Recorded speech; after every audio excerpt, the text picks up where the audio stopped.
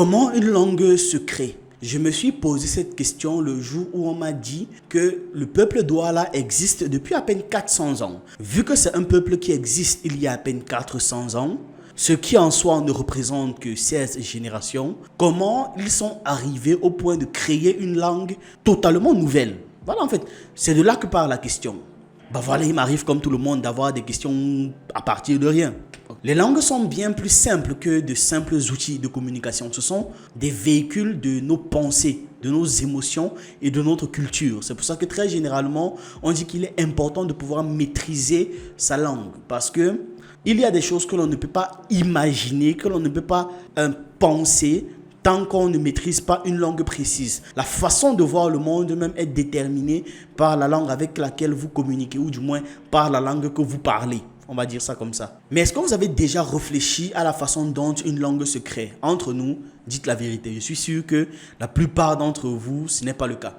Comment un ensemble de sons et de symboles prend vie pour former un moyen de s'exprimer et de se faire comprendre?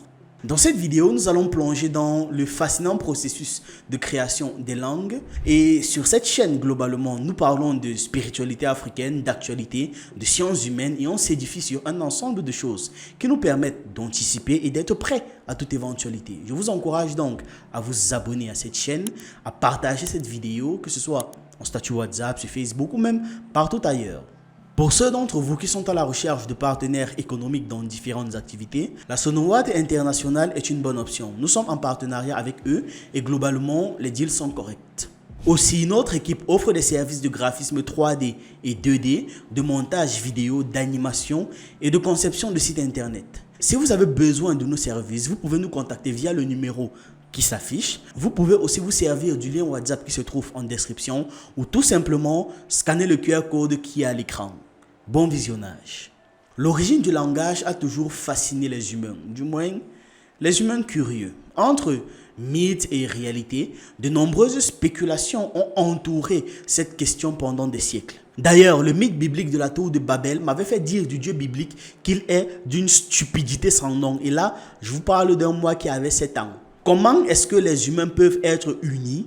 Tout va bien, il n'y a pas de guerre. Tous parlent la même langue, peu importe où tu arrives, tu comprends tout le monde. Les gars décident de faire un projet commun et ce gars-là décide de séparer les gens, de rendre la communication plus difficile entre les êtres humains juste parce qu'il est égocentrique et il est incapable de supporter le fait qu'on remarque ou qu'on fasse quelque chose d'autre à part le vénérer. Parce qu'il est incapable de supporter le fait que les gens se concentrent sur autre chose que lui. Il est d'une stupidité sans nom. Je dis bien, j'avais 7 ans quand on m'a raconté l'histoire là. Et j'avais 7 ans quand j'ai trouvé ça profondément débile de sa part. Le débat sur l'origine des langues a été l'objet de recherches scientifiques, vous vous en doutez. Il y a près de 160 ans, en 1866, la Société de linguistique à Paris refusait toute publication relative à l'origine du langage, considérant cette théorie comme étant farfelue. Donc oui, la censure, ce n'est pas pour aujourd'hui. Cependant, un siècle plus tard, de nouveaux domaines d'études ont réouvert le débat, donnant naissance à une multitude de théories et de recherches. Les premières formes de langage chez les premiers hommes ont suscité de nombreuses théories. Certains psychologues suggèrent que la langue serait apparue chez les australopithèques sous la forme d'une langue mimétique, voilà, on va dire ça comme ça, permettant de désigner des êtres ou de décrire des situations. Mais l'imitation gestuelle ne constitue pas nécessairement une forme de communication humaine authentique. Beaucoup d'animaux communiquent par les gestes. D'autres chercheurs avancent une origine gestuelle du langage, mais plus précise que la simple imitation.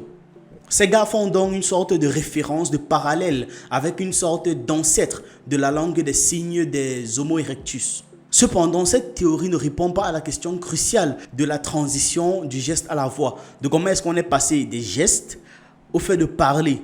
Il y a un linguiste qui a émis l'idée d'un proto-langage primitif. Ce proto-langage se caractériserait donc par un vocabulaire limité à des termes concrets désignant des objets, des personnes ou encore des actions et une absence totale de grammaire. Bien qu'il puisse exprimer des idées simples et des scènes concrètes, il ne permet pas de transmettre des idées abstraites ou encore des scénarios complexes. On va dire ça comme ça. Ce proto-langage primitif pourrait donc être considéré comme la base de l'évolution du langage humain. Mais Pourquoi le langage humain est-il apparu et quelle est sa véritable fonction? Pendant longtemps, le langage a été considéré comme une invention de l'homme, tout comme l'art, les techniques ou encore l'écriture, vous voyez.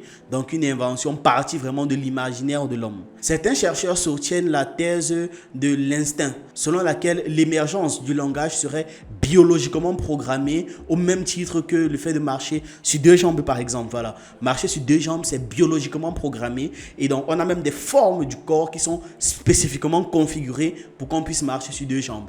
D'autres ont proposé une hypothèse intermédiaire qui implique que l'expression et la pensée symbolique développées par certains Homo erectus ont créé un nouveau milieu culturel propice au développement progressif du cortex et des aires cérébrales dédiées au langage.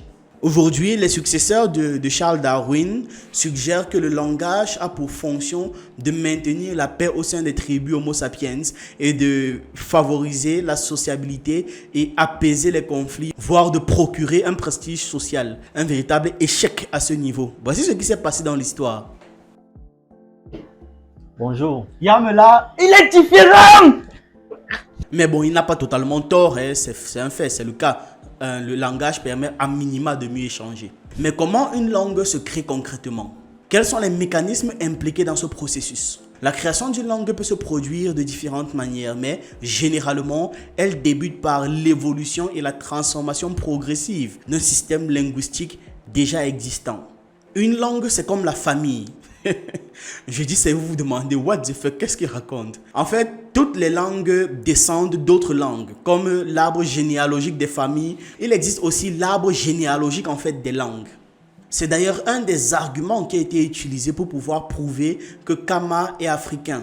On a fait un comparatif des langues pour savoir d'où vient la langue utilisée dans cette contrée, d'où viennent les Médounetières.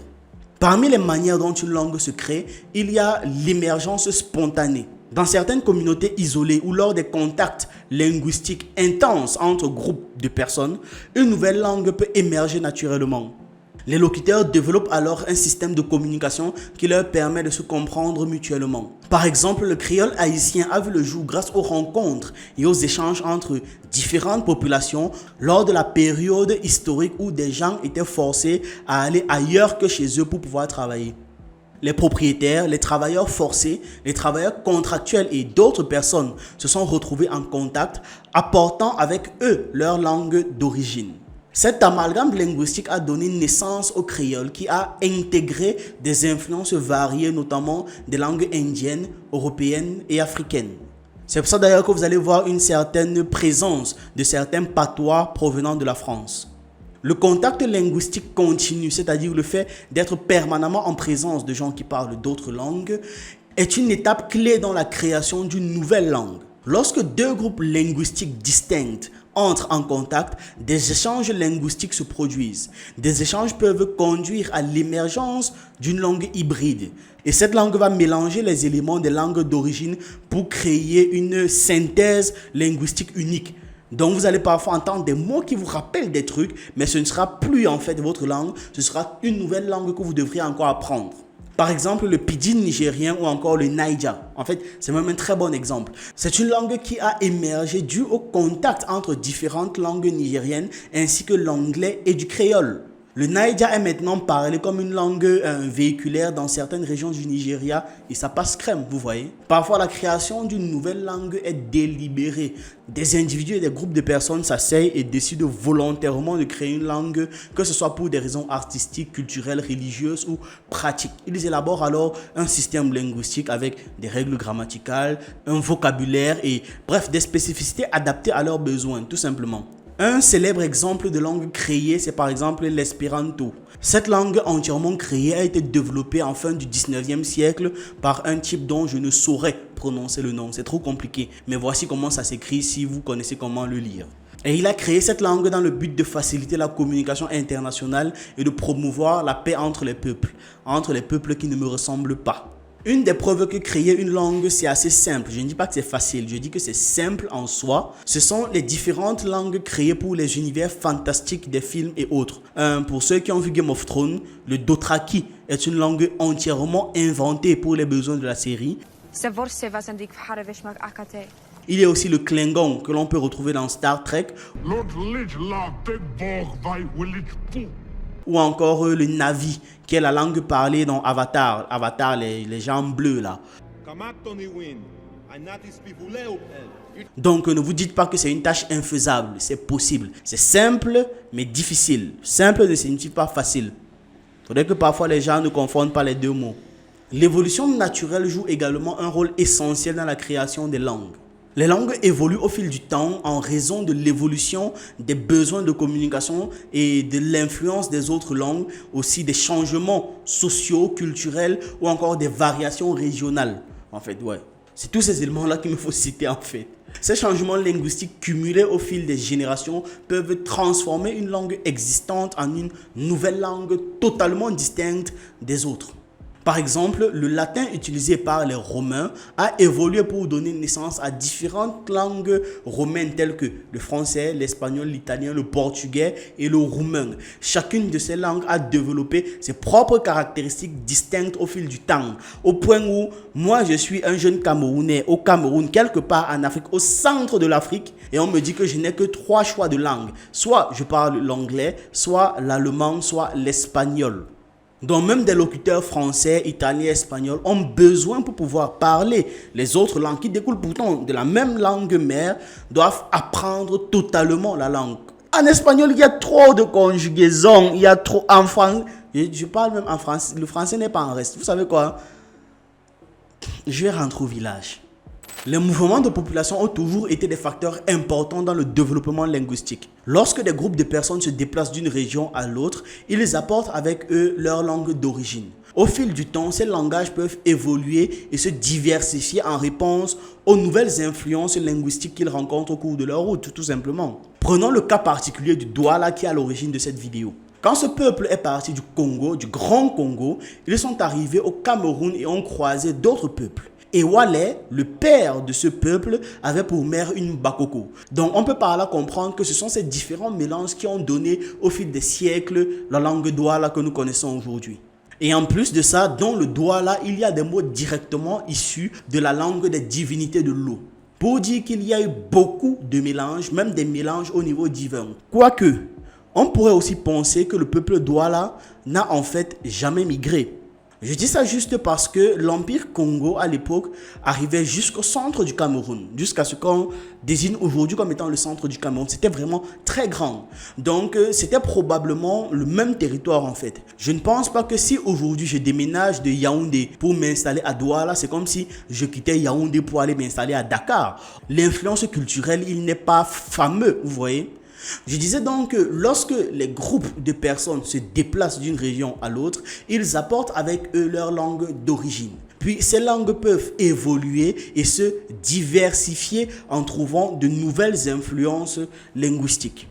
Prenons un autre cas, ce sont les langues amérindiennes en Amérique du Nord qui proviennent des migrations anciennes. Et chaque tribu a développé sa propre langue distincte en fonction de son environnement et de ses contacts avec d'autres groupes. La technologie et les médias modernes ont également un impact sur la création des langues. À l'ère d'Internet, du numérique, de tout ce qui va avec le numérique, de nouvelles formes de communication émergent et tout ça donne naissance à des langages en ligne, comme le langage SMS ou encore l'argot Internet. Ces langues se développent rapidement et sont souvent utilisées pour exprimer des idées ou encore des émotions de manière concise et rapide. Enfin, la nécessité d'une communication entre des personnes ayant des langues maternelles différentes a conduit à la création de langues auxiliaires internationales. Hey, lol. Hein? What? Oh my god. Ces langues sont conçues pour être faciles à apprendre et à utiliser comme moyen de communication neutre entre les individus de différentes origines linguistiques. L'espéranto mentionné précédemment en est un exemple notable. Vraiment, c'est intéressant de l'étudier. D'autres exemples incluent l'indo, le volapük et l'interlingua. Mais il faudrait que vous compreniez que quand une langue se crée, ce n'est pas là qu'elle est parfaite. Non, pour qu'elle se standardise et qu'il y ait ces règles grammaticales, de vocabulaire, de prononciation et autres, ça va prendre plusieurs années. Même les ponctuations des langues prennent parfois beaucoup d'années à s'établir. Le processus de création de langue est donc complexe et peut prendre des décennies, voire des siècles même, pour pouvoir aboutir à une identité linguistique distincte. Chaque langue a donc sa propre histoire à travers des siècles et son évolution. Donc, des anciennes théories aux découvertes scientifiques les plus récentes, l'origine du langage et de la création des langues continue d'être très intéressant comme sujet. Ces mystères de l'humanité se dévoilent peu à peu grâce aux efforts de chercheurs et à des études minutieuses des langues. Je vais vous laisser avec cette question. Quelle est la bonne combinaison? Combinaison 1, afrocentrique, afrocentrisme. Combinaison 2, afrocentricité, afrocentrique. Combinaison 3, afrocentriste, afrocentrisme. Et combinaison 4, afrocentrisme et afrocentricité. Quelle est la bonne combinaison de mots?